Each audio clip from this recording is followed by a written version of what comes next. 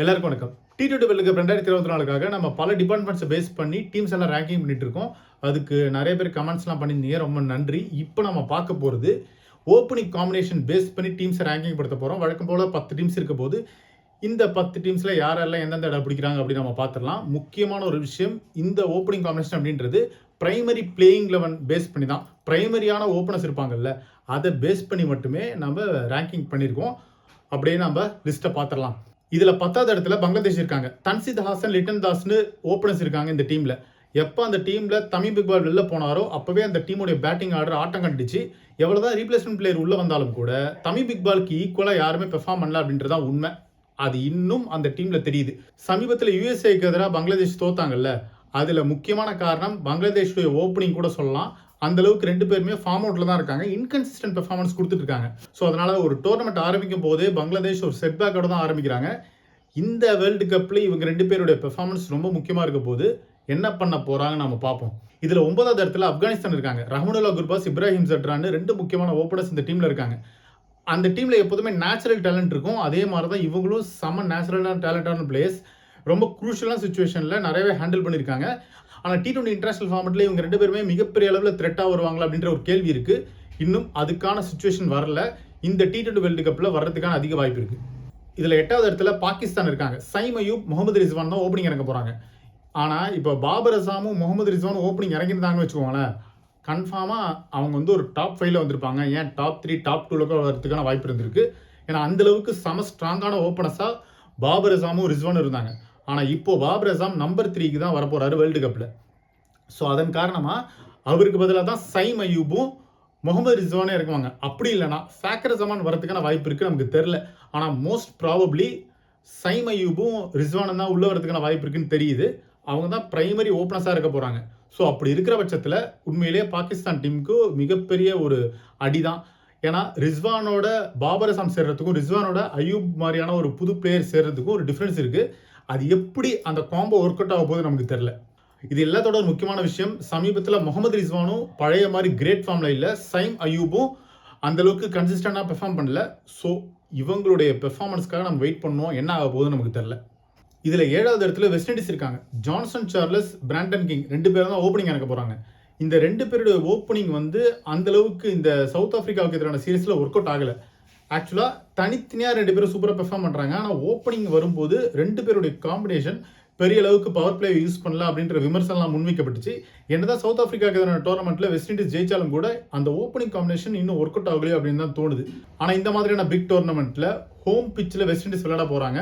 கன்ஃபார்மாக அது இந்த வேர்ல்டு கப்பில் நல்லாவே ஒர்க் அவுட் ஆகிறதுக்கான வாய்ப்பு இருக்குது, சொல்ல முடியாது. ஆனால் இப்போதைக்கு இவங்க தனித்தனியாக பெர்ஃபார்ம் பண்ணால் நல்லாயிருக்கு. ஓப்பனிங்காக வரும்போது சில பல ப்ராப்ளம் வருது. இதில் 6வது இடத்துல ஸ்ரீலங்கா இருக்காங்க. குஷால் மெண்டிஸ், பத்தும் நிசங்கா இந்த மாதிரியான பெஸ்ட்டான ஓப்பனிங் பேர் சமீப காலங்களில் ஸ்ரீலங்காவுக்கு அமைஞ்சிருச்சு. அந்தளவுக்கு சூப்பரான பெர்ஃபார்மன்ஸ் கொடுக்குறாங்க. ஆப்பனன்ட் பவுலிங் அட்டாக்கை ஸ்டார்டிங்லேருந்தே அடிக்கிறது தான் இவங்களுடைய மிகப்பெரிய ப்ளஸ்ஸாக பார்க்கப்படுது. அவங்க அதை நல்லாவே யூஸ் பண்ணுறாங்க.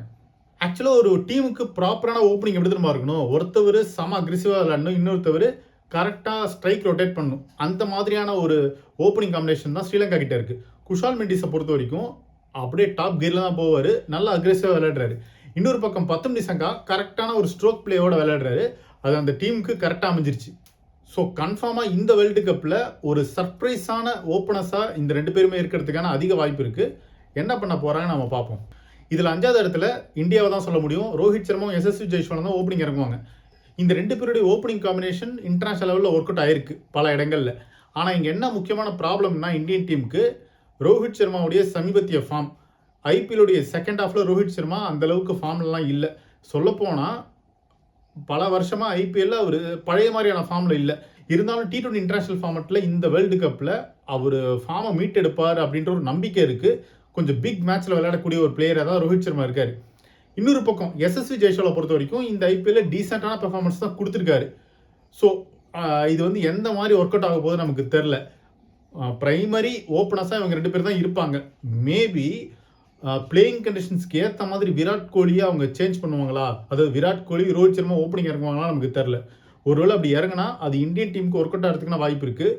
அதையும் மீறி சுப்மன் கில்லை கூட ஓப்பனராக உள்ளே கொண்டு வரலாம் பிளேயிங் கண்டிஷன்ஸ்க்கு ஏற்ற மாதிரி. ஆனால் சுப்மன் கில்லை பொறுத்த வரைக்கும் அவர் ரிசர்வ் பிளேயர் லிஸ்ட்டில் தான் இருக்கார்.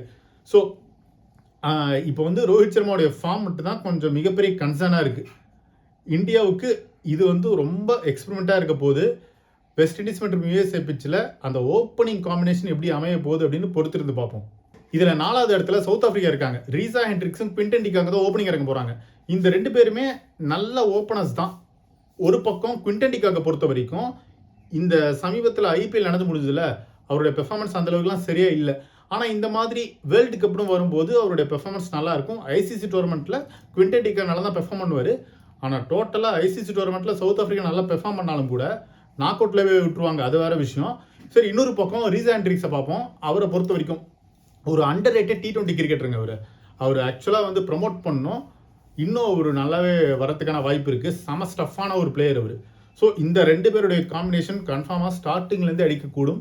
ரொம்ப த்ரெட்டாக இருக்க போகிறாங்க குவிண்டன் டிகாக்கும் ரீசா ஹெண்ட்ரிக்ஸும். இதில் 3வது இடம் பிடிக்கிற team New Zealand. Devon Conway, Rachin Ravindra. ரொம்ப கிளாசிக்கலான ஒரு ஓப்பனிங் காம்பினேஷன் இது. எப்படின்னா டெவான் கான்வேயை பொறுத்த வரைக்கும் எப்படி ரன்ஸ் அடிக்கிறாருன்னே தெரில. அவர் பாட்டு வருவார், டக்குன்னு ஸ்ட்ரைக் ரேட்டை உயர்த்துவார், அடிச்சிருவார். ரச்சின் ரவீந்திரா கொஞ்சம் அக்ரெசிவாக தான் ஆடுவார். ஸோ ஸ்ட்ரைக் ரேட்டை வந்து இவங்க 2 பேருமே மெயின்டைன் பண்ணுவாங்க. சமீபத்தில் இவங்களுடைய பெர்ஃபார்மன்ஸ் அந்தளவுக்கு இருந்திருக்கு இன்டர்நேஷனல் லெவலில். ரச்சின் ரவீந்திரா வந்து வேர்ல்டு கப்பில் நல்லா விளையாடினார். ஸோ கன்ஃபார்மாக இந்த T20 ஃபார்மேட்டுக்கு ஏற்ற மாதிரி அவர் விளையாடக்கூடும் இந்த மாதிரியான பிக் டோர்னமெண்ட்டில். ஐபிஎல்லில் சிஎஸ்கேவுக்காக விளையாடினார். இன்கன்சிஸ்டன்ஸ் தான் ரச்சின் ரவீந்திராவுக்கு ப்ராப்ளமாக இருந்திருக்கு இந்த ஐபிஎல்ல. ஆனால் ஐபிஎல் ஒரு மேட்டரே கிடையாது. இப்போ T20 இன்டர்நேஷ்னல் ஃபார்மட் அப்படின்றது வேறு. ஸோ அதனால் ரச்சின் ரவீந்திரா மற்றும் டெவான் கான்வேயோடைய அந்த ஓப்பனிங் காம்பினேஷன் ஒர்க் அவுட் ஆகிறதுக்கான வாய்ப்பு இருக்குது. முக்கியமாக டெவான் கான்வே இப்போ இன்ஜுரிலேருந்து வெளில வந்திருக்காரு, ஃப்ரெஷ்ஷாக இருப்பார். ஸோ இந்த காம்பினேஷன் உண்மையிலேயே ஸ்டார்டிங்லேருந்தே த்ரெட்டாக இருக்கக்கூடும். இதில் 2வது இடத்துல ஆஸ்திரேலியா தான் இருக்க போகிறாங்க. வேறு யார்?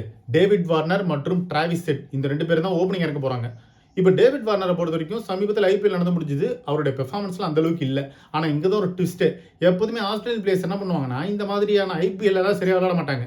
ஆனால் ஐசிசி டோர்னமெண்ட் மட்டும் வந்தால் போதும், அவங்களுடைய பெர்ஃபார்மன்ஸ் எங்கேயோ இருக்கும். அதனால் டேவிட் வார்னரை நம்ம எதுவுமே அண்டர் எஸ்டிமேட்டே பண்ண முடியாது. ஐபிஎல் ஃபார்மை வச்சு நம்ம டேவிட் வார்னரை கணக்கிடவே முடியாது.